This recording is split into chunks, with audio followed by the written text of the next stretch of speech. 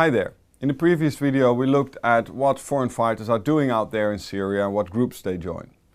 And in this video we would like to look at the threat they pose, or the potential threat they pose to the countries of origin, to Syria and Iraq and other places. Well, these are the questions we would like to address. What is the actual and potential threat posed by foreign fighters? And how do they pose a threat and to whom? And the focus is on Europe because we got relatively a lot of information about threat assessments in Europe, and we got a little bit more information about how and why they could pose a threat in countries within the EU. Well, the idea that they might pose a threat was made public early 2013 when a number of European intelligence and security services publicly sounded the alarm bell over the increase in numbers of people from Europe that went to join the fight in Syria. Well, here are a number of quotes of people that expressed their concern. Let me start with the report by Europol, the Terrorism Situation and Trend Report 2014. In this report, returning fighters, it said, have the potential to utilize their training, combat experience, knowledge and contacts for terrorist activities inside the EU. And Germany's Minister of the Interior feared that Syrian jihadist veterans returning to Europe after being trained in what he called deadly handwork will be, again a quote, ticking time bombs. Well, these are very worrisome expressions by especially the Minister of the Interior of Germany, but also Europol Director Rob Wainwright said returning fighters could incite others to join the armed struggle or use their training, combat experience, knowledge and contacts to conduct violent activities within the borders of the EU. But it's not only European leaders of police organizations, intelligence organizations that expressed concern. What about the worries of those responsible for security in countries of origin outside Europe? Well, let's take the case of Tunisia.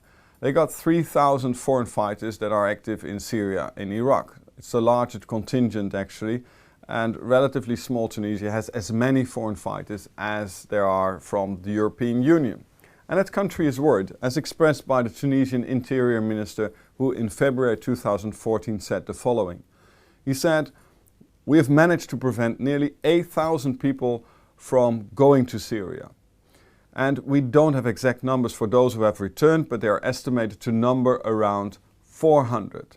So a relatively large group." And he's worried about it and expresses it in the following way. He says, "We're following them very closely. We have built up a database and they have acquired experience and training and must be monitored." So worries also in countries like Tunisia and neighboring countries of Syria and Iraq, from which many countries have left to join the fight.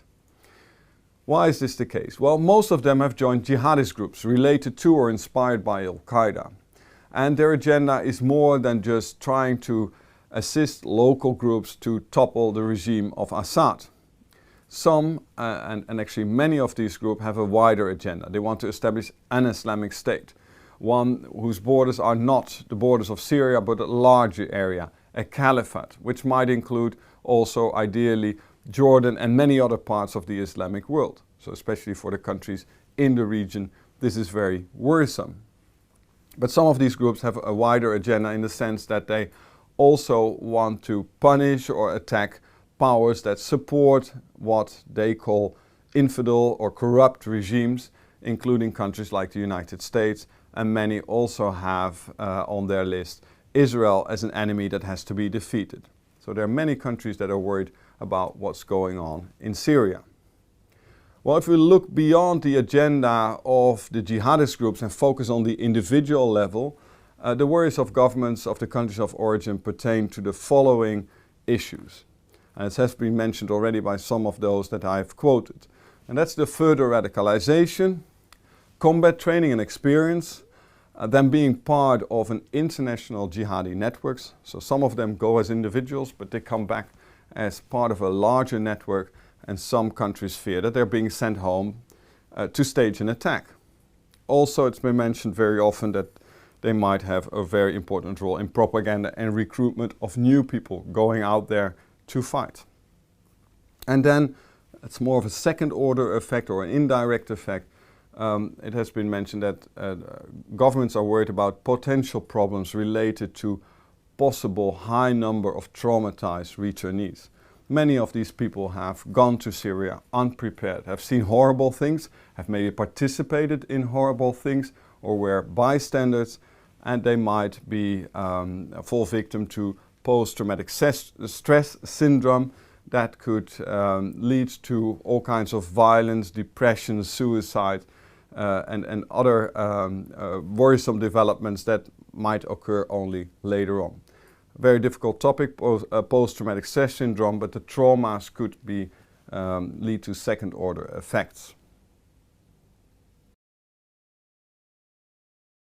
Apart from security threats relating to returning foreign fighters, many countries of origin are also worried about support groups in their countries that support the jihad in Syria and other places from their homes by way of financing it or recruiting people or being part of the propaganda machine. And also they're worried about the possibility that these groups will further radicalize and accept intimidation and violence as a legitimate instrument or course of action against the government or against perceived unbelievers or not good Muslims. For instance, those that speak out against the jihad and especially against IS or against other groups. And they're also worried about the Sunni-Shia clashes within their countries. But also think of polarization within society because of what's happening in Syria and Iraq. These horrible pictures that, of people committing murder in the name of Islam. And it leads to a lot of anti-Muslim feelings. And of course doesn't make the situation of Muslims in non-Muslim countries any easier.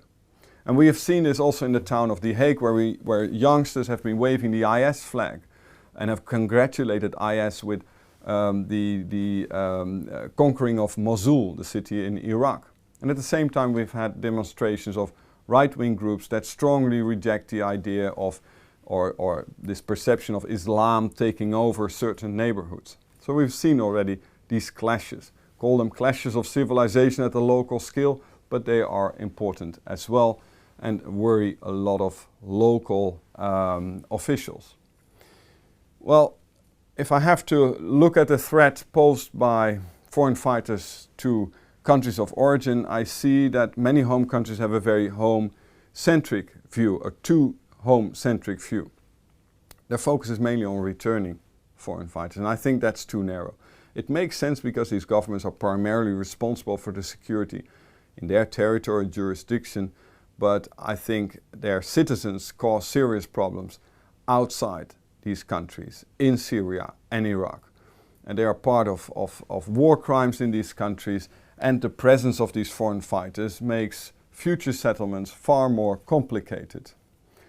And they have threatened aid workers, they have threatened journalists, and they are a threat to stability in the region as a whole. And finally, many foreign fighters will not return to their countries of origin, partly because their passports have been taken away, or for many other reasons, because they fear prosecution.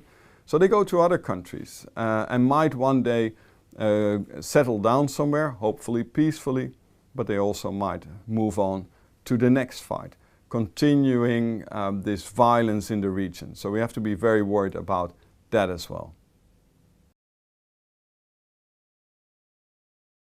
To summarize the threat posed by foreign fighters, well, there are many different ways to look at it. They have a huge impact in Syria and Iraq, but they also have an impact on primarily the social peace and intergroup relations in their countries of origin. And allow me to add and stress the fact that they have caused a lot of death and misery in Syria and Iraq. And yes, there have been incidents and attacks in countries of origin, but if you compare the two, the deadliness of this phenomenon is in Syria and Iraq.